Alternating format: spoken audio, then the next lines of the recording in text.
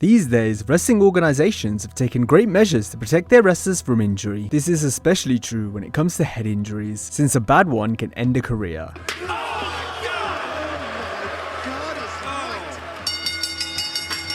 I would say that was probably the hardest I was ever hit over the head with a chair. It was by Triple H. At nighttime, when I'm laying my head down and it's super quiet, I could still hear that ringing in my ear, and that lasted for almost a year. Therefore, when a wrestler is seeing stars or gets knocked out completely, the best thing is to end the match. Oh, my right hand! You're gonna prime for success. How about prime for a KO? I gave Finn Balor that concussion.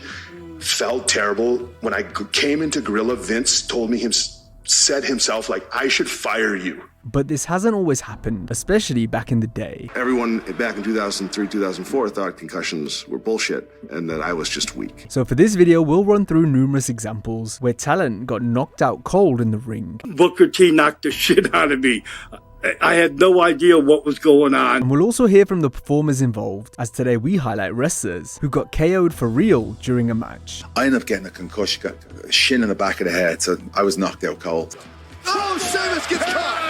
I was not good for about a month after. Mr. Kennedy wanted to get busted open when he fought Batista at the 2006 Great American Bash. However, he was told no by Vince McMahon because a match earlier in the night was already going to have color. And I remember thinking, just because of the storyline, the little story that there was behind it, you know, Batista's coming back from injury. He's supposed to be pissed off. He wants to take it out on Mark Henry. You know, Mark Henry's hurt, so he's going to take it out on me. And I remember asking, like, can I get color? Can I bleed a little bit? And they came back and said, you can't bleed because Taker is working the Great Khali in a Punjabi prison match, and they're going to get some color, so you can't do it. As it would turn out, Kennedy ended up getting cut open for real with his physical encounter with the animal. Within a minute of us being in the ring, I got busted open hard way. He wants to make a name for himself against Batista. Talk, there's a bunch of garbage!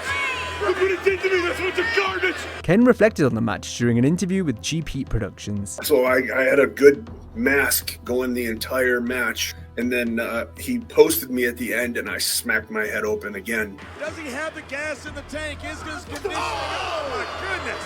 Kennedy wasn't sure how McMahon would react backstage, but because it was an accident, Ken was in the clear and even got praise for his strong performance, though he was certainly feeling the effects of a hard battle. Vince stood up, he was like, are you okay? And I said, yeah, I'm good. All right.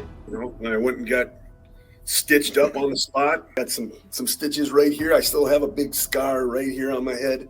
And I got another one right here, war wounds. It's probably the worst concussion I've ever had in my life, right? We just didn't know any better, so I worked the next night and the next night. Kennedy didn't get in trouble from the chairman for bleeding, nor did Batista for causing it. Our next example, however, had Vince absolutely steaming, ready to unleash hell. We're referring to Jinder Mahal's match with Finn Balor on the April 10, 2017 Raw. In it, Jinder knocked Finn's block off with a stiff elbow.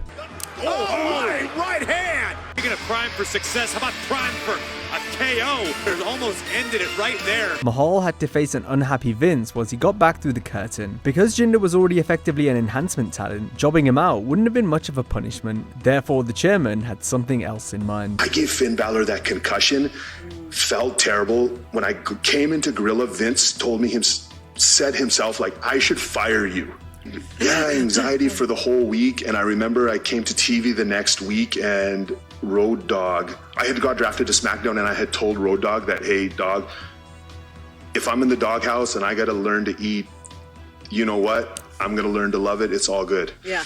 I was just willing to, whatever the punishment was, I was going to ride it out. And a week after that, I was #1 contender. And a month after, I was WWE champion. Like, wow. Everything could have ended. Had I came back to Gorilla and Vince said, you're fired, like it was very possible. For a second, Mahal thought injuring someone else was going to end his WWE career. However, for the one-legged Zach Gowen, his time in WWE ended with an injury given to him. Zach was ultimately fired due to attitude problems, but his final match with the company saw him get his lights knocked out on the October 23rd, 2003 SmackDown. Gowen explained what happened to Chris Van Vliet. I wrestled Tajiri in my last match. His goons came in at the end, gave me a double STO. Whoa, wait a minute, what the hell is this? Wow. It's dangerous because I'm already top heavy. And I try to explain this to the guys that I wrestle with. I go, listen, I'll take my own bump. I'll make it look great, dude. Like, trust me, like, you're not going to look weak, but you have to let me take my own bump on this because if not, I'm going to go on my head. And so they came in, double STO on me, I land on my head. And immediately I go into the fencing position. fingers do this. And I wake up, they kind of carry me to the back. And then somebody drops me off at the hotel, and I fly home in the morning, first thing in the morning. And then they say, all right, just make sure you go see your doctor and get cleared before you come back. Like, that was the concussion protocol back then. And so thank God that's changed. And you know, I think you have to credit Chris Nowinski for just advocating about concussion. Previously, Zack got his bell rung getting steamrolled by Brock Lesnar on the August 21st, 2003 SmackDown. Over the years, and wow, and Brock Lesnar not going to give up there. See this happen to some guy this week. He's going to give you a triple power bomb. Yeah. And you get knocked out after power bomb number 2. Yeah. And instead of it being a triple power bomb, it's just a double power bomb now. He's like, we don't need it. I want to keep Zack safe. But you said, like, he noticed that your body went limp, which sounds very scary. Mm-hmm. And you're like, had he kept going and had he not had the wherewithal to stop, man, you might not be sitting here right now. That's right. That's a very real possibility. Gowen mentioned Chris Nowinski, who created the Concussion Legacy Foundation to study, prevent, and treat brain trauma. The former Harvard graduate did this after retiring from wrestling due to head injuries. It all started at the 2003 Royal Rumble, where Chris Nowinski would be hit with a double missile dropkick from Edge and Rey Mysterio. The move was mistimed, resulting in Edge coming down on Nowinski's face. Nowinski was able to finish his part in the match, but the botched dropkick spelled the beginning of the end for his wrestling career.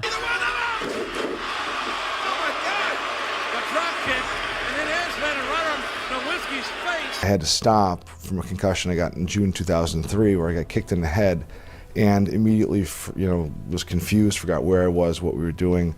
We got through the end of the match, but I had a headache that just wouldn't go away. Not wanting to lose his spot, Chris wrestled for 5 more months until his career ended once and for all. Everyone back in 2003, 2004 thought concussions were bullshit and that I was just weak. And so this idea started that, you know what, I'm going to dig in more to this concussion research and try to take a stab at changing the world's culture on concussion. He suffered more hits to the head while not telling anyone about his post-concussion syndrome condition. These symptoms included sleepwalking at night, where he jumped off his bed and crashed through the nightstand. All the additional injury on top of the undiagnosed concussion had damaged my brain so much that I ended up with 5 years of post-concussion syndrome. Had headaches, the sleepwalking lasted for 3.5 years, so I had to be sedated every night. I mean, it was mid-20s were rough, and I've gotten better now, but I'm still permanently damaged, and I can tell. One of Nowinski's last ever matches saw Bubba Ray Dudley kick him in the skull at a house show. Bubba would be on the receiving end of his own head injury during a TLC match on the October 7, 2002 Raw. A bulldog off the ladder from Chris Jericho spiked Bubba's head into the mat, which saw Dudley go straight to the hospital afterward. You were going to give me the bulldog off the top of the ladder. Right. You spiked my head into the mat, and it's the worst concussion of my life. Yeah, it was bad, man. It's crazy how you go on autopilot. You told me to go take the Van Daminator. Yeah. And I said, from who? And then you told me to go up and do the Bubba Bomb, and I said, how? There was certainly a high risk for error with the bulldog off the ladder. The same goes for Booker T's Harlem Hangover maneuver. Booker eventually stopped doing the move because the landing was so inconsistent, such as when both Perry Saturn and Rick Martel got knocked out by his flying leg drop within weeks of each other in '97. Almost his ass on my face, and so I just had time to turn around. So he knocked me off. I got a concussion. Off this top rope, right in the face of Martel. On his YouTube channel, Perry recalled the spot and the aftermath, in which he showed similar symptoms to Bubba in our last example. It's the move that he used to win the title, and he successfully retained it, and he nailed him. 2 and 3. Booker's the only person who ever knocked me out in the ring, though. One night in Florida, he did the Harlem Hangover, and he landed right on my head, knocked me out. I was dazed and confused forever in the back. The match was over. They had the war room where you go and you get what you're doing in your match. And after my match was over, I went into the war room and I asked Terry Taylor what I was doing that night. That's how much Booker T knocked the shit out of me. I had no idea what was going on. Sticking with WCW, where Diamond Dallas Page took on the Macho Man Randy Savage at the Great American Bash 1997. Savage would hit his signature elbow drop right onto the face of DDP, who was seeing stars upon impact. Page then appeared on Nitro the next night with a golf ball sized lump on his face. Randy comes off and lands on my face. I sit up like the Undertaker. Bad concussion. No wrestling for 2 weeks. DDP would get off lightly in this next one, as he challenged Goldberg for the WCW title at the 1998 Halloween Havoc. Page prepared to take the spear, but Goldberg hit the move with such force that he ended up knocking himself silly, meaning DDP had to guide Goldberg through the rest of the match. Can he get it? When he finally did spear me, his head was the first thing to hit the ring, not me. Now, he's unconscious. He picks me up, and he puts me down.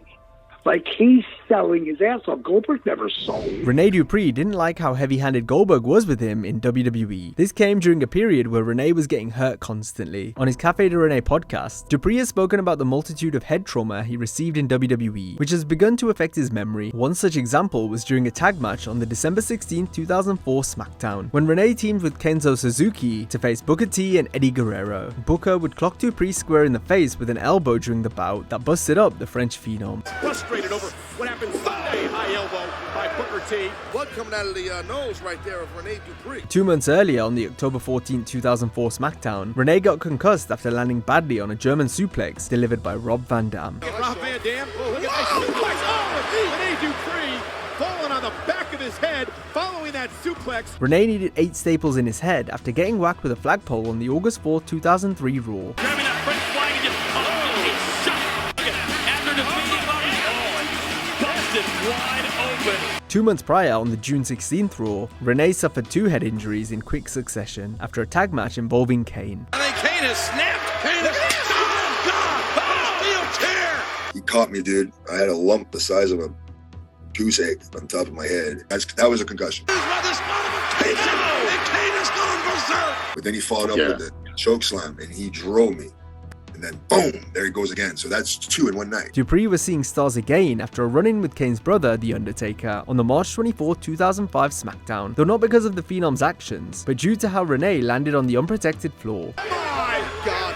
Oh my God! Dupree still steps off the skull! Had Dupree disclosed his injuries, he would have had to take time off, meaning there'd be no guarantee he would return in the same position. Fandango suffered this fate in 2013, during a period he was all the rage following WrestleMania 29. The Fandangoing craze meant the wrestler was scheduled to win the Intercontinental Championship against Wade Barrett at Payback. Before this could happen though, Fandango suffered 2 concussions back to back. The first was against the Great Khali on the June 3rd, 2013 Raw. You know, they were going to put the IC title on me, man, and I got concussed working with Khali. And I didn't tell him I was concussed. The next came versus Zack Ryder on the June 7th SmackDown, which was taped just 1 day after the Raw match. Wrestling Zack Ryder, I took like a shoulder tackle and I was completely out. JR's end up on the 3. Somehow got through the rest of the match, got to the back, and I thought I just wrestled Khali, because your brain kind of goes back to where you originally got fucked up. So then I just kind of said it, you know, I'm like, oh, I thought I just worked Khali. That's where I got knocked out. Like, I stooged myself off. The nature of concussions means if you suffer one, then it doesn't take much to get another soon after. Hence why it's so important to take time off and recover. By this point in time, WWE took head trauma much more seriously. That's why once Fandango told the office about his injury, he was removed from the Payback pay-per-view. Curtis Axel won the IC title instead. By the time Fandango returned a month later, he'd lost much of his momentum and ultimately never got to hold a singles championship in WWE. Fandango lost out on winning a belt due to his injury, while for Christian, he lost 7 years of his career. During a fatal 4-way on the March 24, 2014 Raw, Christian got hit with a kick from behind, meaning he couldn't brace for impact to protect himself. The shot from Alberto Del Rio rocked Captain Charisma, who was able to shake the cobwebs off and finish the match. Check out Del Rio from Christian quietly retired in the months following this match. He later revealed that experiencing numerous head injuries within this same time frame was what caused his retirement. In 2021, Christian made his triumphant return first in WWE before later embarking on the run of his career in AEW. Christian was involved in the worst injury of Maven's career when the Tough Enough winner broke his leg on the May 30th, 2002 SmackDown. Despite the damage, Maven was able to finish the match, unlike on the November 16, 2003 Sunday Night Heat when Maven had to be helped to the back after working Val Venis. That's because Maven got KO'd by Val's money shot splash when his head smacked off the canvas. Maven revealed this during an interview with Chris Van Vliet. The moment he landed on me, like, because I'm leaning up to absorb the impact, and he hits me and the back of my head hit the back of the mat, and it was a concussion. We're going to see it. I think we are. Oh, there it is. Money shot. I saw stars, and I mean, I was loopy for probably 30 minutes afterward. Ref had to help me out of the ring. As long as it's good for him, it's good for everybody, but very impressive this week. Val is the one on the receiving end in our next example. On the November 21st, 2005 Raw, the Big Val Boski wrestled Triple H. The bout is remembered for the game-destroying Val with a wicked, unprotected chair shot to the skull. Val told WSI what he was going through in the moments immediately following the chair shot. Those first few seconds, when you open your eyes and you come to and you don't know who you are, you don't know what you're doing, I'm not going to lie, man, that's a scary, scary thing.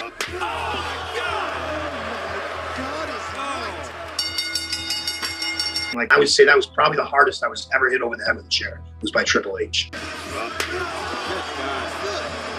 At nighttime, when I'm laying my head down and it's super quiet, I could still hear that ringing in my ear, and that lasted for almost a year after that chair shot. Val's injury stuck with him for a while after. The same goes for Sheamus, who was sidelined for the majority of 2019. His final match that year took place on the SmackDown after WrestleMania 35. During the bout, the Celtic Warrior got hit in the back of the head, and this ultimately put him out of action, which he spoke about during an interview with Chris Van Vliet. Whatever happened, I ended up getting a concussion, got a shin in the back of the head, so I was knocked out cold.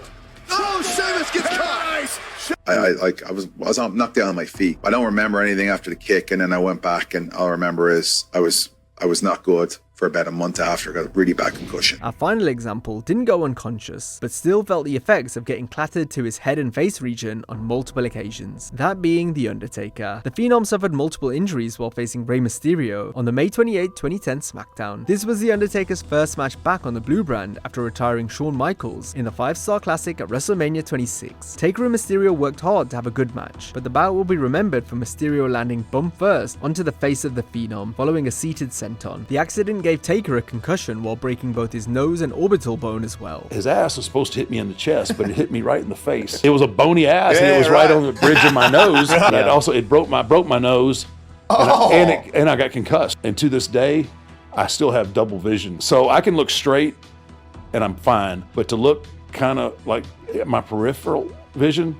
everything becomes opaque. It appeared to affect the finish of the match, as a concussed Taker had trouble catching Mysterio for the tombstone. The WWE did their best to edit out the botched catch, but the post-match replay shows the Phenom struggling to get Rey up, something which wasn't shown in real time. The injuries suffered in the match kept him out of action for the entire summer, leading to Taker being written off TV after supposedly being found in a vegetated state. Before we go, let's run through a variety of examples to finish off. One of the most infamous wrestling concussions came when Brock Lesnar botched a shooting star press at WrestleMania 19. What the hell's Lesnar doing, Cole?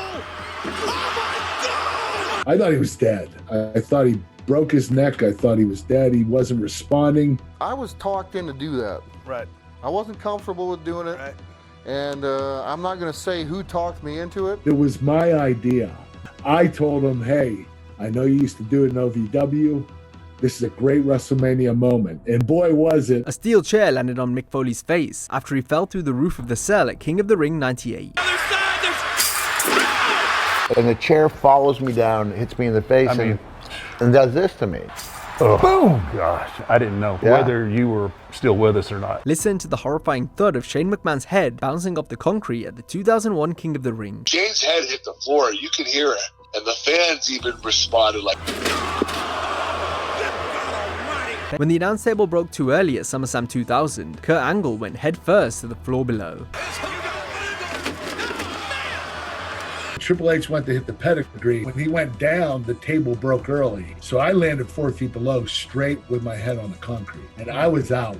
Triple H was trying to get my attention. He said I was snoring. CM Punk went down like a ton of bricks following a clothesline by Kofi Kingston at the 2014 Royal Rumble. Rumble match number 6. Come on, Kofi, get you some. And Kofi Kingston's made a career. Concussion City. I flat back and I'm just fucking rocked. I'm out of it. I roll under the fucking corner and I motion the doc and I go, I have a concussion. And he was like, what do you want me to do? Samoa Joe's career was put on hold following the January 27, 2020 Raw, when he performed a dive to the outside, crashing into the barricade. Concussions can also end someone's career completely, such as Bret Hart at Starrcade 1999, where he ate a kick from Goldberg and then landed headfirst on the floor during a sharpshooter around the ring post.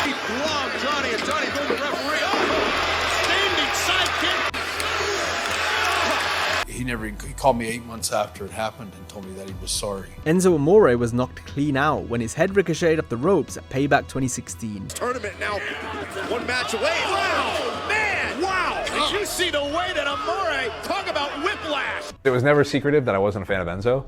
So I was like, of course, the motherfucker found a way to make it look like I tried to kill him. Daniel Bryan was briefly unconscious, being kicked in the head on the August 19, 2011 SmackDown. Because he told the world when he's going to cash in his contract. And Brian opened his eyes, and I was like, hey, brother, are you okay? And he's like, where are we? I was like, shit. Chris Benoit was unresponsive after a vicious landing to the floor on the November 29, 2005 SmackDown. Oh, my God! It's over! And Booker T! What the hell? What happened?